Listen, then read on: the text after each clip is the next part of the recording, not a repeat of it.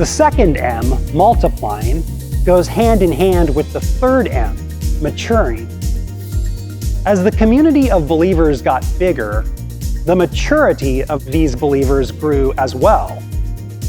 Just as the arrival of Barnabas in Antioch ignited a wave of quantitative growth, Barnabas bringing in Saul from Tarsus fanned the flames of qualitative growth.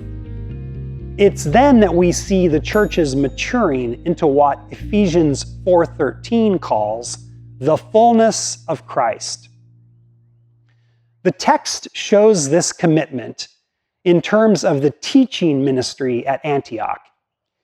It was through this teaching ministry that Barnabas and Saul invested an entire year as guests of the church and taught a great many people. The same great many people which earlier were brought to the Lord.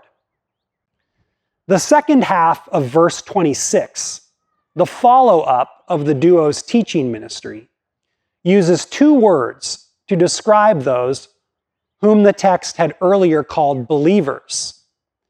The verse states that it was in Antioch that the disciples were first called Christians. This can represent a couple things. First, it may mean that the term Christian represents both the multi-ethnic DNA of the church as well as its maturity in the things of God and the mind of Christ. Another possibility is that the appearance of disciples in this verse may point to the schooled, trained, or disciplined character of these believers. These believers become known by Christ because they have begun to live like Christ. Interestingly, this same pairing appears in Matthew's Great Commission. In that text, Jesus' command to make disciples of all nations involves two things.